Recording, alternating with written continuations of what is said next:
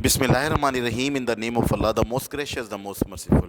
Dear viewers, today we are going to discuss lecture number 1 of correct form of verb. We are given 4 options after every questions, so we have to pick the right one and only, and that should be the right one.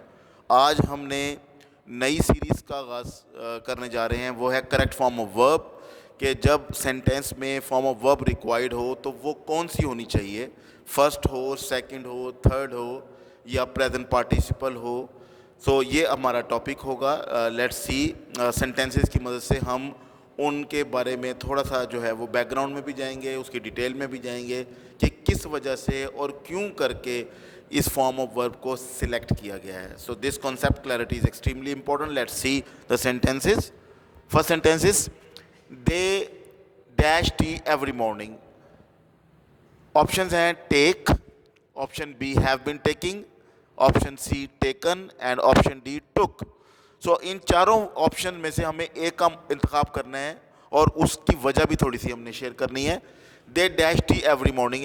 लफ्ज़ every आप देख सकते हैं जो लगा हुआ है, that is showing कि ये प्रेजेंट इंडेफिनिट का टेंस है, क्योंकि हर काम जो काम भी रोज़ाना की बुनियाद पर हो, तवातुर से हो, एक जनरल स्टेटमेंट के तहत हो, that is called that we consider in English grammar present indefinite tense. So इस present indefinite के tense के हवाले से हमें देखना है कि हमें first form of verb required है. तो अगर ऑप्शन ए को देखें तो वो टेक लिखा हुआ है.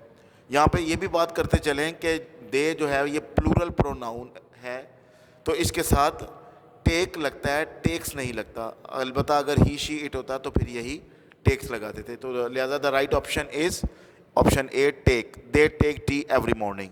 Let's see sentence number 2. I dash take my meals at night. अब हमें नेगेटिव के जो है वो हेल्पिंग वर्ब मौजूद हैं जो हमारे ऑप्शन गिवन ऑप्शन में है. डिड नॉट है, डज नॉट है, डू नॉट है और विल नॉट है. ये चार ऑप्शन में हमें मुंतखब करना है कि कौन सा राइट ऑप्शन है. तो आइए दोबारा सेंटेंस की तरफ देखते हैं. I dash take tea my meals at night. ये भी प्रेजेंट इंडेफिनिट का है, चूँकि एक जनरल स्टेटमेंट है, लिहाजा ये प्रेजेंट इंडेफिनिट में कंसीडर होगी. और प्रेजेंट इंडेफिनिट के हेल्पिंग वर्ब या डू नॉट, ऑप्शन बी, या option number C, option number B does not, या option number B do not है. हमें देखना यह है कि डज नॉट सिलेक्ट करें या डू नॉट. तो आइए जरा सेंटेंस को देखते हैं. इसमें आए फर्स्ट फॉर्म जो है वो फर्स्ट पर्सन प्रोनाउन लिखा हुआ है आए. इसके साथ जैसा कि हमें मालूम है कि हम डू नॉट यूज़ करते हैं, लिहाजा जुमले में डू नॉट आएगा. Sentence number 3.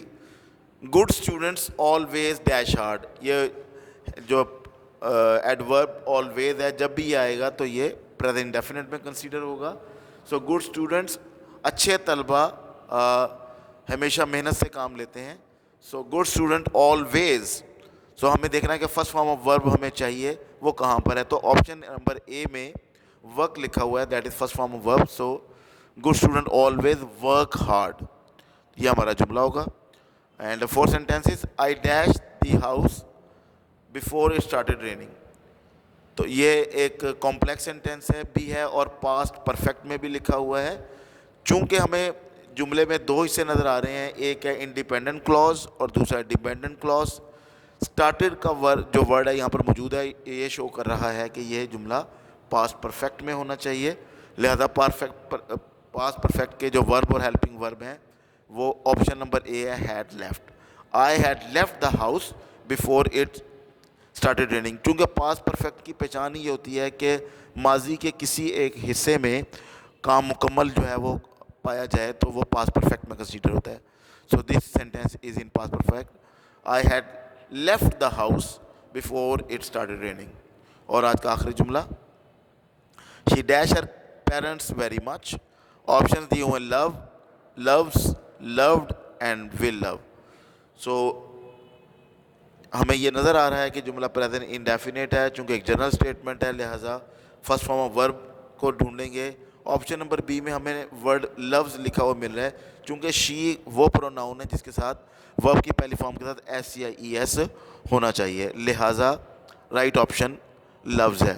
तो I would like to fill the sentences. Look at that. They take tea. The right word is they take tea every morning.